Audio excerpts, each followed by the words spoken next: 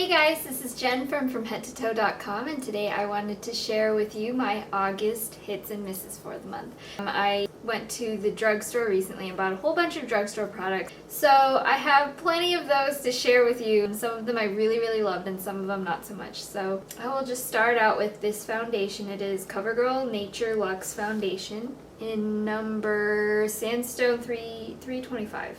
And I was really looking forward to this because I've heard people say some pretty positive things about it, but it doesn't look that bad in real life. It has a nice finish to it. It's sort of satiny, but I just find that it still has a little too much pink tones in it for my skin color. Out of the line, I believe this is the one that does match me the most. I'm about a MAC NC30 or so. And it just, I feel like these colors are meant for white people. The coverage is on the lower end. It doesn't have very high coverage, and I prefer things that have a little more coverage and just put them in the places I need. And I don't know. I was just not very happy with this overall. One thing that I do immediately notice about this is it has kind of a stronger floral cucumber scent. And I didn't mind it so much at first, but I really think it's kind of a lot stronger than other foundations I use. And of course, for me, it's kind of important if something reads okay on screen. And this kind of gives me a white cast, and it's only SPF 10. So compared to my other BB creams and stuff like that, which look a little more flattering on camera, I don't think that this product is worth it for me. So that's a miss. Another face product that I tried out is this Maybelline Mineral Power Concealer, and this is in shade, I think, number 3 Cream. And as I said in my drugstore haul, it is the darkest color that was available in my CVS, and I actually went to 2 different CVS's to try to look for a shade that might match me, and unfortunately this is way too light for me. I think I've heard a couple of other girls say in comments that they really like this concealer in another color, but unfortunately I don't think I can get that in my area, so I think this is also going to be another return for me. The formula was not bad, it's pretty thick. So here's the CoverGirl Natureluxe foundation right here. It's actually kind of moussey, it's not bad. It's quite a bit light on my skin and a little bit pink for me right here, you can tell. And then over here is the concealer, which is very heavy, very thick, and much too light for me. So both of those were misses for me. I guess that's just the unfortunate aspect of living in an area that does not have a lot of diversity. It's just really hard for me to get any foundations to match my skin color, whether it's in drugstores or department stores, but at least in department stores you can test things out, try things on, and unfortunately these both just didn't work out for me. I know that this concealer does work out for quite a lot of other people, so it's not like I have any guff with the formula. It does cover very well. It lasts a long time, but it doesn't match my skin color, so I would not repurchase this. I'll probably be returning both of those. So next I wanted to talk about the eyeshadows that I tested out this month. This first one is the Wet n Wild Comfort Zone. I don't want to pull it too far just because I dropped it once and this completely shattered this top corner color, which is so beautiful, but obviously a little too soft. And then also this L'Oreal Hip Eyeshadow Duo in Electrified number 510. That has a nice taupe color and a nice purple to it. And this is actually what I'm wearing on my eyes right now. I think it's very beautiful. I really like it a lot. I used to have a big issue with drugstore eyeshadows not being pigmented enough, but I feel like lately there are so many more options at the drugstore that are actually really high quality products than, say, like, 5 or 10 years ago. I really was satisfied with both of these products. I actually used the Comfort Zone palette in my Makeup for Uneven Eyes tutorial, which if you haven't seen that, I'll link it right over here.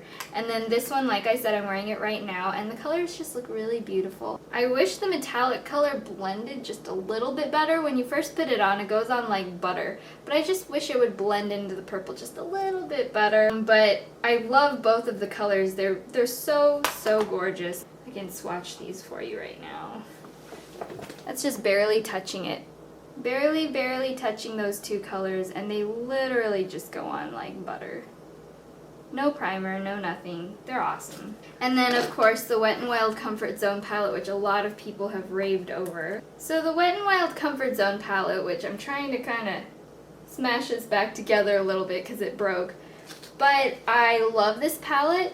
I think it is amazing for the price. The pigmentation is out of this world. But as you can see, these shadows are super, super, super, super soft. Which means that if you were to drop it like I did, it will break.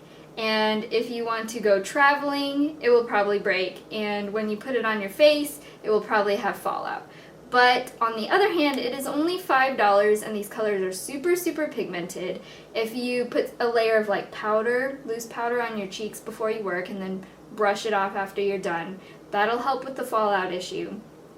But it just depends on what you're willing to pay to go through those extra steps, because this whole palette, which has 8 colors in it, is only $5. So I would definitely repurchase this again should I ever run out. I don't think I'm going to because it's a lot of product, but I do love this palette and I still recommend it, even though it broke and even though it has a lot of fallout.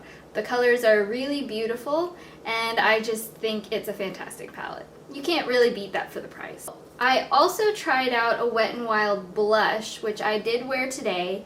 I put it on in my haul video, my drugstore haul video, but the lighting was really crappy so you really couldn't see the color very well. Here it is right here. So as you can see, it's a very pretty basic pink color. There's a little bit of gold shimmer to it. It's a little bit powdery and it is definitely soft like the eyeshadows. Like if I stick my brush in it, it gets little crumblies all over it because it's really, really soft. But the pigmentation is really excellent, which means you do have to be careful when you're applying it, just so it doesn't get like all over your face and you end up looking like a clown. But if you just put it on really softly, I find that the color is very flattering, and it is also very, very inexpensive. I think it was only like $3, $4, something like that. Compared to other drugstore blushes, this just has really great pigmentation. So this is also something else that I would recommend if you are not wanting to spend a lot of money for a really pretty basic everyday pink blush. I also wanted to talk about this mascara that I recently tried. This is the Covergirl Lash Blast Volume Waterproof Mascara. I'm not sure if this is any different than the regular Lash Blast Waterproof Mascara. And when I applied it, it does work better on the volume end than the lengthening end. It doesn't really lengthen a whole lot, but it doesn't really claim to, I guess. But I do find that the volumizing and separating effect is really, really good with this mascara. As you can see, it has like the big fat bristles, like my other favorite Lash Exact waterproof mascara from Covergirl, but it has a fatter tube and it has a fatter wand, which means that there is more product in here than in the skinnier tubes, which is nice. I don't really have issues with it. When I try to put it on my lower lash line, it tends to accidentally touch my skin a little bit, but if you just use a Q-tip right away before it dries on your skin, it's usually not a big deal. For the most part, it does everything I want it to do, which is separating, having a clean look but still with volume, and having it be waterproof and holding my curl. So it does all of those things, so I do recommend this product. I don't know if I would say it is a holy grail, but I think I would give it a solid like A-, just because it would be more perfect if it lengthened more. Maybe they have another mascara that does like everything in one, but this is pretty darn close. So I would recommend this, and you know, it's a drugstore mascara, so it's not going to cost you too much money. So another thing that I bought on my drugstore haul is this, I know it's a silly thing to talk about, but it's a pencil sharpener, and it has 3 different sizes. I talked about this in my haul video. It has this little piece here where you can pop it into this bigger area so it can actually sharpen a few different sizes. I find with a few other pencil sharpeners that for some reason with my really softer eye pencils, like my Urban Decay 24/7 eyeliners, if I use it, then it'll break off the tip of the soft pencil. And so that's what I was mainly concerned about with this one. But as you can see, I have tried it out and it did a really good job. It didn't break the pencil tip on either two of the eyeliners I tried. This is my Urban Decay one, and this is the Milani Liquif'eye one, which I'll talk about in a minute. But yeah, I'm really happy with how it performed. So if you have a CVS near you and you need a new pencil sharpener to sharpen your pencils or your like jumbo pencils from NYX and stuff like that, and you need a few different sizes, I think this is a really good product. Okay, so I also talked about buying a couple of pencil eyeliners, which this is the Milani Liquif'eye. What I was most impressed about this product is how black it is. Right here is the Milani Liquif'eye, and then over here is the Urban Decay pencil in 0. And as you can see, the Milani one is way darker. Also, I find it to be even softer than the Urban Decay pencil, so it might take just a minute longer to set than the Urban Decay one, but overall I'm pretty happy with it. I mean, it seems to work just as well. I haven't had a whole lot of problems with it, like migrating or going around my face too much, and it's a lot less expensive. So if you're looking for a blacker black, I would go with the Milani, and if you're looking for a softer black, I would go with the Urban Decay pencil. So another product I tested out is this Wet n Wild cream eyeliner, which you can see right here. I don't know if the camera will pick this up, but around the edge of the gel, it's kind of pulled away from the plastic, and I think that's because it's starting to dry out. And actually when I purchased it, it was already like that, so it just makes me a little bit hesitant because I know a lot of other people online have talked about how their cream eyeliners from Wet n Wild have dried out a little bit fast, because it does have pretty like flimsy plastic packaging, like especially this cap. It just doesn't hug onto the bottom part very tightly. Like, it's really cheap plastic, so I think that's why the air is getting in there. I'm not a huge fan of how it's shaped, because if you can see, it has a little U part, and that's where the product is. All of this extra stuff is just like waste. It doesn't feel very high quality, but obviously it's only like $3. The product itself is actually really excellent. I would definitely compare it to MAC Black Track Fluid Line. It really has the same kind of consistency, especially in comparison to other cream and gel eyeliners that I've tried that were either less pigmented or they were harder or softer. I really think this is the one that is closest to my favorite MAC Fluid Line of any gel or cream eyeliners that I've tried. So I do recommend this, but it's just one of those things where you have to be aware of the caveats before you go into buying it. You're not taking a big risk because it's so inexpensive, but realize that it's a lot less expensive because they have cheaper packaging and it might dry out. I've heard a few other people say you can depot it and put it into a glass container, and that'll make the product last a lot longer. But if it dries out on you, just saying, I warned you. And then finally, I wanted to talk about a powder that I picked up, which is the Physicians Formula Mineral Wear Powder. I did put it on today, and it just gives you a nice like airbrushed finish, and it doesn't give you a powdery look. A lot of other powders, they really sit on top of your skin, or you have to use like a setting spray to make it look more natural.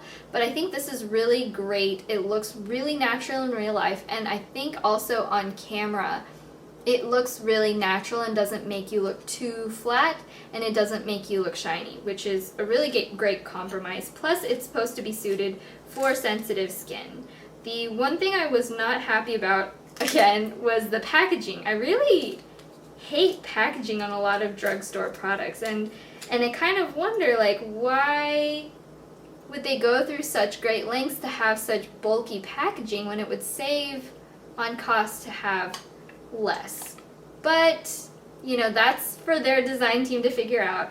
I decided to depot it, and look at this, okay? This is the product, this is the packaging.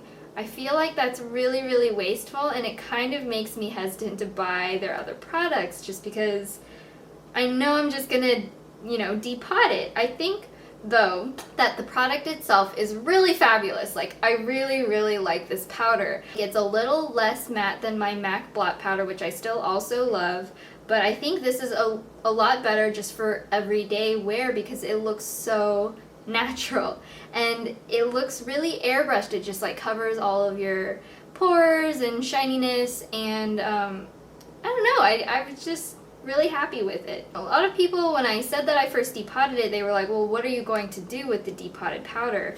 And so this is one of my Unii palettes, and you guys know I love my Unii palettes, and it does fit inside there just fine. Like, no problems with it closing or anything. So I'm just going to stick a magnet on this, and I think this is actually what I'm going to take when I'm traveling instead of taking like an actual big powder compact, just because it'll save on room. So that's what I did with that. More than likely I'm going to do the same thing with my Mineral Wear blush from Physicians Formula as well, because it has that same problem where it's just so bulky for no reason. And this is going to go in the trash because I never used the mirror that is there, which is helpful for some people. I never even opened this brush because I use my own brushes anyway. I guess that's my final product I'm going to talk about. For the most part, I was really happy with a lot of the things that I bought except the face products, and it kind of feels like justification for how I already feel about drugstore face products. I've said in the past that I usually tend to go high end with things on like my base makeup, and I'll go lower end on things with my eye makeup. And I feel like what I've tried out still rings true. I was really happy with the eyeshadows, the eyeliners, and the mascara, and I was just really, I felt like the face products were still lacking. So in terms of like my favorite drugstore foundation, I'm still going to be searching, because the things that I've tried so far just really haven't really impressed me. So anyway, I guess that is about it. I hope you guys enjoyed watching. If you liked this video, then please subscribe up there and like and favorite down below. I will have a list of all the products on my blog that's from headtotoe.com. If you have any questions, you can always ask me on Twitter. That's twitter.com/fromheadtotoe. This is Jen, and I will see you guys later. Bye.